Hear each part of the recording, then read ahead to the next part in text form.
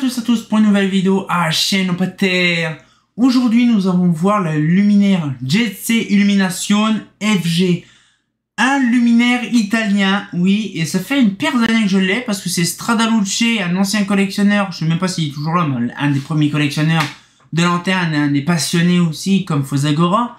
Et en fait le truc c'est un luminaire que je connaissais pas il y a quelques années, que j'ai récupéré, que Stradaluce m'avait offert justement parce qu'il disait que la lanterne était complètement pourrie parce que la peinture était décollée. Bien sûr, c'est fabriqué en Italie. Et donc du coup ce qu'il fait c'est que voilà, donc je l'ai démonté, je l'ai poncé, je l'ai refait, je l'ai repeint, bien sûr couleur noire parce que la peinture c'est une espèce de couleur gris foncé.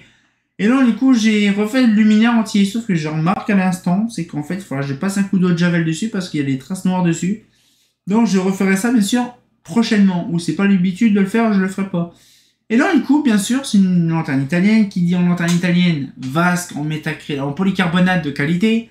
Donc, bien sûr, les mêmes vasques à l'identique que les réfractors. C'est pas une copie ni rien, c'est les mêmes vasques, parce que c'est le même fabricant. Donc là, du coup, on voit un luminaire en SHP. Ça, je sais que c'est en SHP, mais par contre, la vasque est bien jaunie, hein, ça s'en change pas. Et donc, du coup, c'est assez spécial dedans, parce que je ne sais plus c'est quoi comme ballast qu'il y a dedans. Et de quelle année elle date, par contre, je ne sais plus. Mais je vais vous montrer un petit peu la petite bestiole. Nana, regardez, on dirait vraiment la vasque. C'est vraiment la vasque de... Ah, c'est ça qui couille. Je sais pas ce que c'était.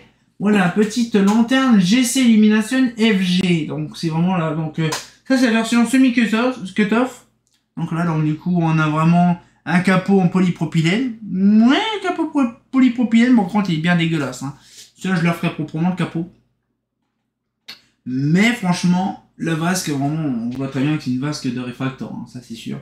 Et donc du coup, on va pouvoir regarder, on va déjà, c'est vrai, non, je ne peux pas ouvrir la vasque de là. Non, il faut que j'ouvre par-dessus. Voilà.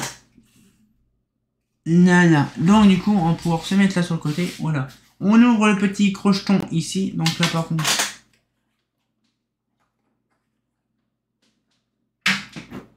Voilà. On ouvre le cocon. Donc là, paf, on ouvre ça. Donc là, on a une version aussi, on le voit pas parce que justement la caméra est trop basse. On a un truc spécial pour les lentilles. Donc là, actuellement, je vois un ballast, je ne sais pas c'est quoi comme marque. May et Christ. Ah, oui, c'est May et Christ. Alors du coup, ça c'est un petit condo de chez Comar. Je sais pas ce que je ne sais pas. Je sais pas c'est qui. Oui, c'est un condo, donc du coup on va peut-être avoir la date dessus. Et bien sûr, sur ces chis-là, il n'y a pas de date, je suis sûr. Non. 2000. 3 janvier 2000. Ouais, c'est pas étonnant. C'est pas étonnant. Oui, on pouvait encore avoir des vasques de réfractor en 2000. C'est ça qui est bien. Alors du coup, là, c'est un petit amorceur par contre qui est complètement... Oh, on dirait un sabir ou un truc comme ça. Ah, même pas. Sona éclair, je sais pas quoi. Ouais, Sona éclair, 400 watts. De 50 à 400 watts. 2002, là, il date l'amorceur. Donc ouais, c'est pas étonnant. Donc oui, je dirais ouais, 2001-2002. Ok, donc là c'est un ballast 100 watts alors. 150 watts, ouais. Une fois HS sur le mode pression, 150 watts. Ok, avec la platine, c'est vraiment un truc bien spécifique. Et donc du coup ce qu'il fait c'est que voilà, donc c'est vraiment une platine que j'aurais peint entièrement noir parce que la peinture elle est complètement explosée de partout et ça s'écaille même encore là actuellement. C'est vraiment une dinguerie. Même avec plusieurs années stockées dans un endroit sec, ben la peinture s'écaille encore. C'est vraiment une grosse dinguerie. Alors du coup, ici, nous avons l'optique. Donc le réflecteur, il est très chelou à démonter. Parce qu'en fait, ça se démonte sur, on va dire, sur ressort. Alors vous allez me dire, comment tu fais, mon garçon, pour retirer la poupoule? En fait, rien se démanche ni rien. En fait, il faut défaire les deux ressorts qui sont là. Donc là, franchement, c'est très simple. On défait un côté, on défait de l'autre. Donc là, c'est fait. Donc là, après, on soulève la chose. Donc bien sûr, tout en faisant gaffe de ne pas faire gaffe. Là, et on a bien sûr l'optique. Donc j'ai fait ça, voilà, si ça veut bien. Voilà, par contre, je soulève un petit peu la caméra. Ça vient. Voilà. On a l'optique ici, donc du coup, de la machine. Et du coup, c'est vraiment une optique italienne, hein. Ça change pas, ça c'est sûr. Donc là, nous avons l'optique, justement la vasque de, on va dire de la réfractoire, hein, c'est vraiment le même machin. Et donc là, on peut défaire donc, tranquillement sa lampe OSEF, tranquille. Donc là, oui, il faut pas y penser, c'est pas un luminaire CLC, un truc comme ça. Là, c'est non, c'est vraiment de l'authentique des années 2000. Voilà, donc là, on remet la poupoule. Voilà, on remet ça là-dessus. Par contre, j'ai fait vraiment gaffe de pas arracher la vasque. Parce que ça, par contre, j'ai pas envie de niquer la vasque.